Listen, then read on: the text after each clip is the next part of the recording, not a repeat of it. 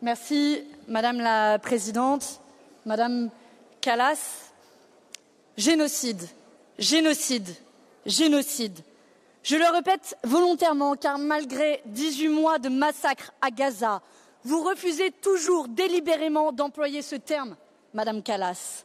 18 mois de tuerie et plus de 55 000 morts, 18 mois de destruction dont 90% des écoles, 18 mois de famine pour 2 millions de civils, 18 mois que le gouvernement israélien organise méthodiquement et délibérément le génocide du peuple palestinien. Et il aura fallu attendre que notre groupe de la gauche utilise sa possibilité d'organiser un débat pour que le mot génocide et la nécessité de sanctions apparaissent pour la première fois à l'agenda officiel de notre Parlement européen. Nous faisons en somme ce que vous, Madame Kallas, et vous, dirigeants européens, qui ne daignent même pas venir pour ce débat, avez refusé de faire jusqu'à présent. Qualifier l'indicible pour agir, sanctionner, protéger et sortir de votre complicité.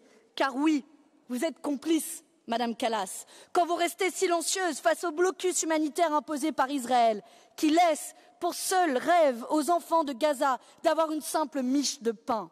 Ce blocus honteux qu'une députée de mon groupe, Rima Hassan, dont je veux saluer ici le courage, a tenté de contourner avec la flottille de la liberté.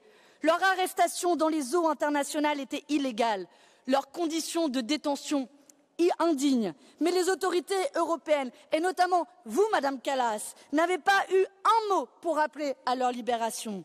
Apporter de l'aide humanitaire ne devrait jamais être un crime. Les seuls qui doivent être derrière les barreaux, ce sont les personnes poursuivies par la Cour pénale internationale, au premier rang desquelles Benjamin Netanyahou.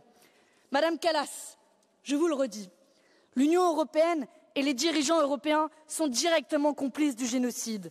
Complices quand vous laissez Benjamin Netanyahou fouler le sol européen sans l'arrêter.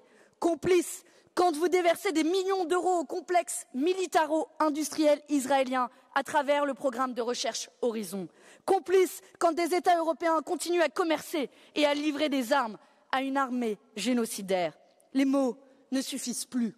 Il faut des actes. Et j'ai une question pour vous, chers collègues. Savez-vous combien notre Parlement et l'Union européenne ont adopté à raison de paquets de sanctions contre la Russie? 17. 17.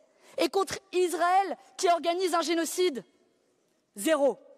C'est ce deux poids, deux mesures qui affaiblit toute l'architecture du droit international et qui est insupportable. Le soutien inconditionnel de l'Europe à l'extrême droite israélienne doit cesser. Cela aurait dû être fait depuis bien longtemps, mais vous avez une nouvelle opportunité le 23 juin prochain au Conseil des ministres des Affaires étrangères en décidant de suspendre l'accord d'association entre l'Union européenne et Israël. Et laissez-moi vous prévenir, Madame Kallas, vous ne pouvez plus tergiverser en proposant de réexaminer, peut-être dans un futur plus ou moins proche. Parce que les distributions humanitaires qui se font prendre pour cible par des tirs, c'est pas dans un futur, c'est maintenant. Parce que les Palestiniens qui n'ont d'autre horizon que mourir de faim ou mourir d'une balle, ce n'est pas dans un futur, c'est maintenant. Parce que la survie tout simplement du peuple palestinien se joue maintenant. Tout doit être mis en œuvre pour faire plier le gouvernement de Benjamin Netanyahou. Il faut un embargo total sur les armes et des sanctions économiques et commerciales massives contre Israël.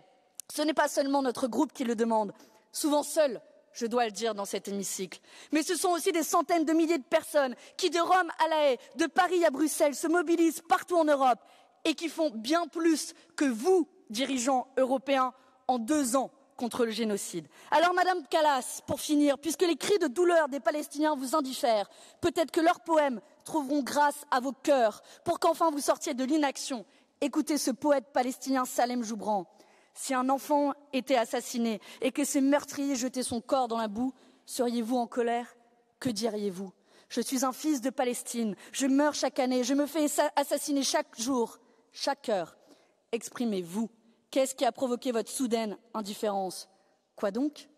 Rien à dire? Je vous remercie.